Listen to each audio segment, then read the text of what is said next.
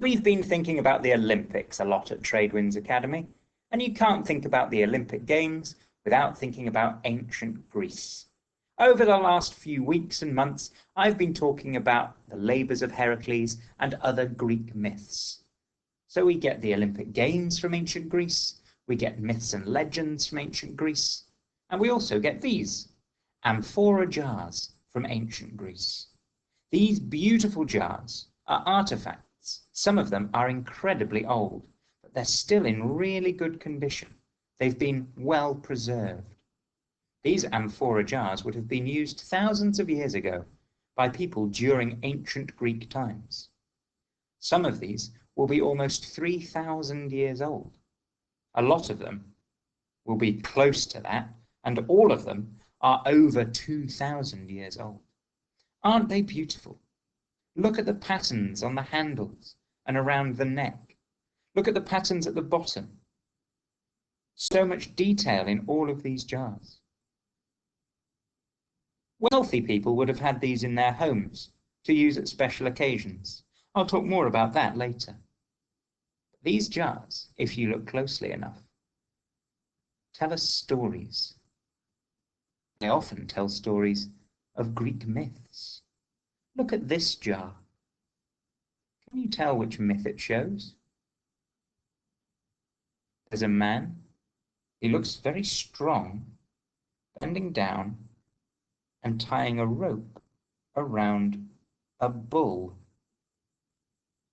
This is Heracles. Can you remember which labour this is? What did he have to do in this particular story? This is Heracles and the Cretan bull. It's thanks to artefacts like this that we can piece together different parts of history and work out the stories for ourselves. Let's look at some more amphora jars that show some Greek myths. Have a good look at this one. 2,400 years old. Which story does it show? It's Heracles again. What's he doing in this picture? He's squeezing his very first labour, the Nemean Lion. Well done if you guessed that. You have been paying attention in assembly. The next one's a bit tricky. You might know the story, but can you remember the name of those birds? Heracles climbed up the mountain with his cratola.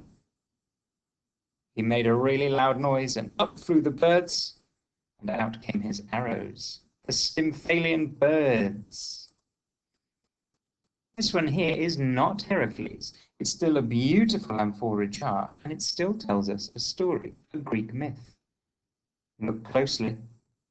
The person kneeling on the floor isn't a person. Have you ever seen a person with horns growing out of their head? That's not a human head. This is Theseus and the Minotaur. Here are two that show the same hero doing different things. The first one, he's tied to the mast of a ship, and there are some strange winged people flying around.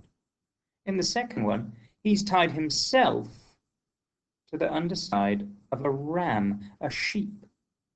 Can you remember what happened in this story? This is the hero Odysseus. It took him 10 years to get home after the Battle of Troy. In the first picture, he's tied to the mast, listening to the sirens. And in the second one, he's trying to escape from the Cyclops by hiding underneath the sheep.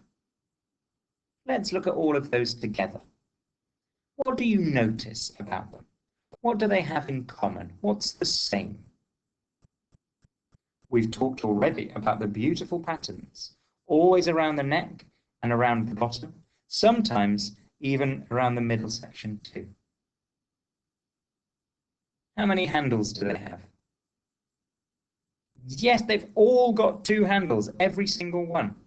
The reason for that, 2 reasons. One, of course, it makes them look beautiful, and you can decorate those handles really nicely with more patterns. The other reason is these jars were enormous, incredibly big, and they would fit a lot of liquid in. When they were full, they would weigh up to 50 kilograms for a normal sized one, and a big one would weigh even more than that. 50 kilograms is like lifting up one of our year sixes. You definitely need two handles to be able to do that. Like I said at the beginning, some of these jars are nearly 3,000 years old.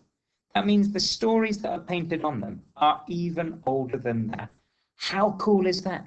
For the last few weeks, we've been listening and telling stories that are over 3,000 years old. And because these jars exist, as well as other artifacts, we know these stories and we can still share them today. Now, the jars were used to store liquids, particularly during special occasions. Something like a wedding or a funeral, these jars would be brought out and filled with liquid, wine or water, sometimes even olive oil. But they weren't always used in people's houses. Sometimes they were given as prizes for sports competitions, a bit like medals in today's Olympic Games, or the crown of olive leaves in the ancient Olympic Games. This one here was a prize in the Pan-Athens Games. Normally, a picture of the event that the person had won was painted on it.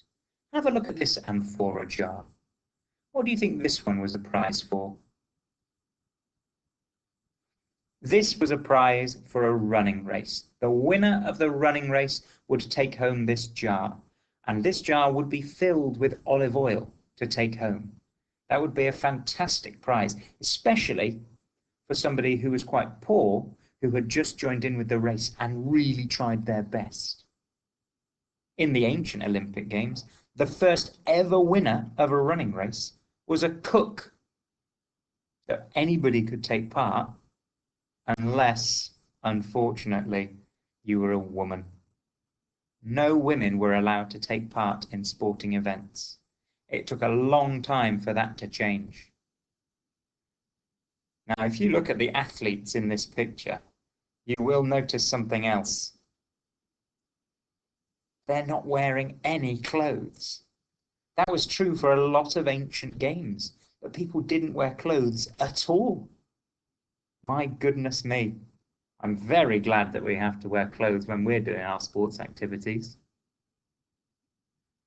Your job today, if you would like to, is to design your own amphora jar to either tell a story or show a sporting event. Now, you have to use orange and black, just like they did in ancient Greece. The clay that they used back then was really reddy orange. It was the clay that they could get hold of and fire and then paint in black. Everything else was either too difficult or too expensive. So you can only use orange and black. Got to include those beautiful patterns around the neck, around the handles, around the bottom, and sometimes even around the middle.